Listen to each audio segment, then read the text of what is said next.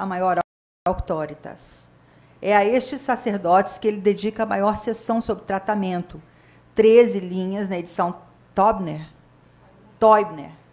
contra um total de 4 linhas dedicadas a todos os outros sacerdotes. Comentando sobre seus poderes dos álgures, Cícero lista o poder de encerrar assembleias populares, inclusive aquelas convocadas pelos mais altos magistrados, possuidores de imperium ou potestas. Poder de declarar nulas as decisões dessas assembleias, comitia e concilia. Poder de interromper e parar qualquer assunto que esteja em procedimento com o simples grito aliodie. Para salientar ainda mais esse ponto, Cícero faz uma pergunta retórica. Que poder é mais impressionante que forçar os cônsules a resignar de seus postos? Qual direito é mais sagrado do que aquele de dar ou recusar permissão para o acontecimento de assembleias do povo ou da plebe, ou de revogar leis aprovadas ilegalmente? O ponto mais importante a ser enfatizado é que, em Cícero, a superioridade dos álgures reside em sua ligação especial com a noção da auctoritas. Como Frederico nos lembrou, sacerdotes e colégios sacerdotais eram repositórios de auctoritas. E em De Domus, Cícero enfatiza o auctoritas dos pontífices. Em De Legibus, ele examina a auctoritas dos álgures, que ele considera superior a qualquer outra.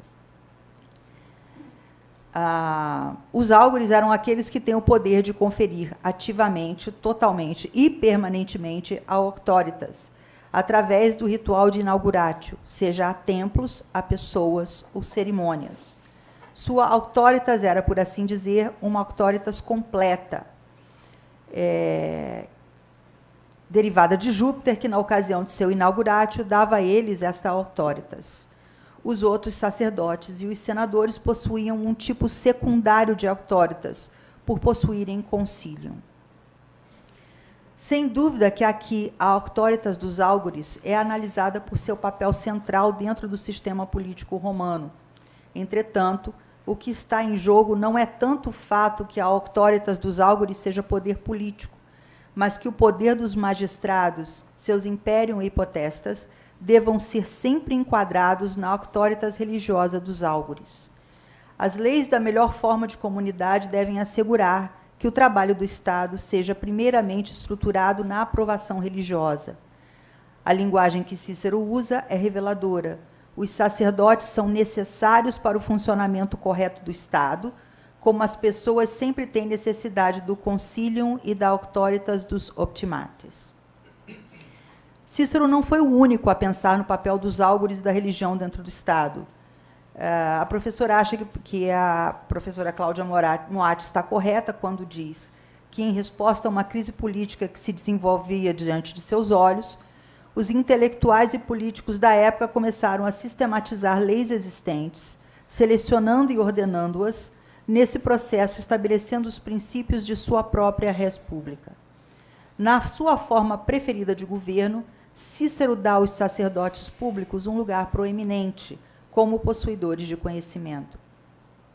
Ao tentar entender por que Cícero alterou, pelo menos em ênfase, mas em algumas áreas cruciais também na prática, a estrutura religiosa de sua comunidade ideal, é importante considerar a condição de caos político e de violência na Roma dos anos 50.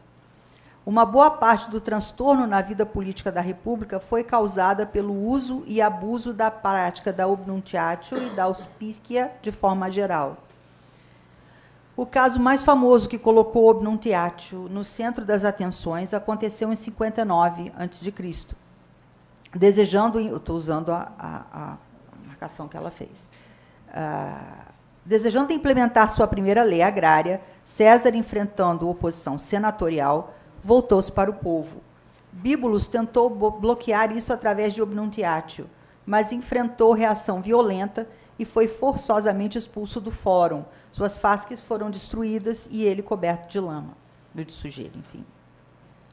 Foi principalmente em reação a esse episódio que Clódius, em 58, aprovou a assim chamada Lex Claudia de Obnuntiatione. Desculpe, gente, eu não tenho familiaridade com latim, nascida desse evento, mas que teria uma dimensão mais geral. A lei é notoriamente obscura, não apenas porque é conhecida principalmente pelos ataques polêmicos de Cícero e os testemunhos de Ascônio e Dio, que não adicionam muito ao quadro apresentado por Cícero.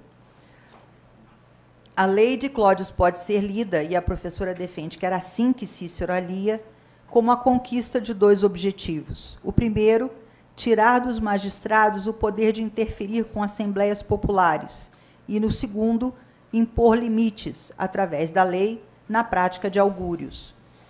A lei pode bem ter sido gerada por uma tentativa de esclarecimento de uma lei sagrada que dava margem à confusão e contestação.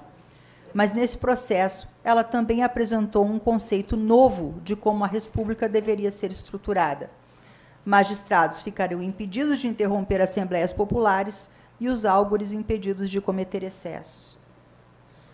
Quando colocada neste contexto intelectual histórico, é possível entender a ênfase de Cícero nos áugures, não apenas, ou não tanto, como uma propaganda de seu próprio colégio sacerdotal, nem como reflexo ideológico de seu preconceito contra o Senado, nem mesmo como um simples ataque a seu inimigo Cláudius, mas sim como uma intervenção no debate político e intelectual do período, sobre como melhor estruturar e governar a república e qual papel dar à religião.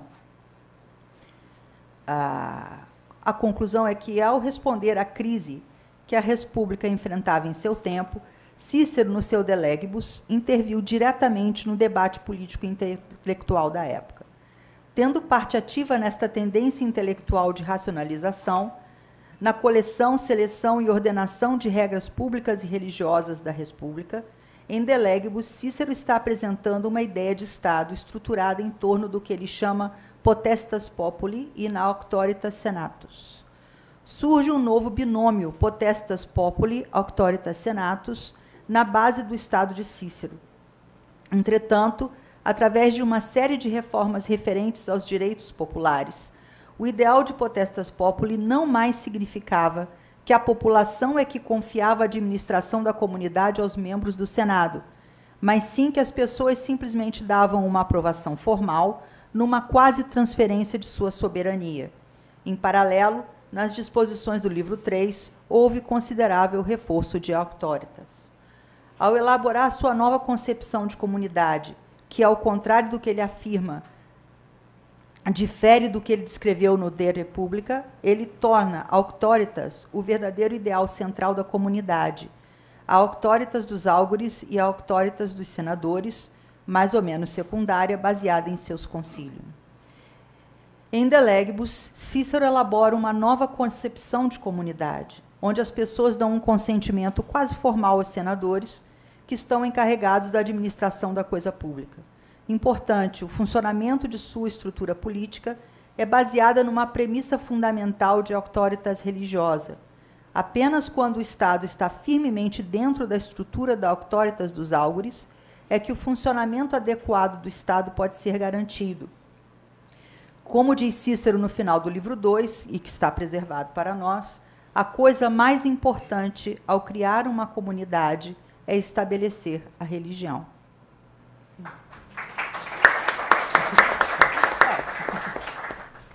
Obrigado, Sue. Now, we've decided to have a round of questions and answers, hopefully. You never know. At the end of this first session, so after the third paper. Claudia, do we have a break now? Yes, indeed. So, Claudia, see.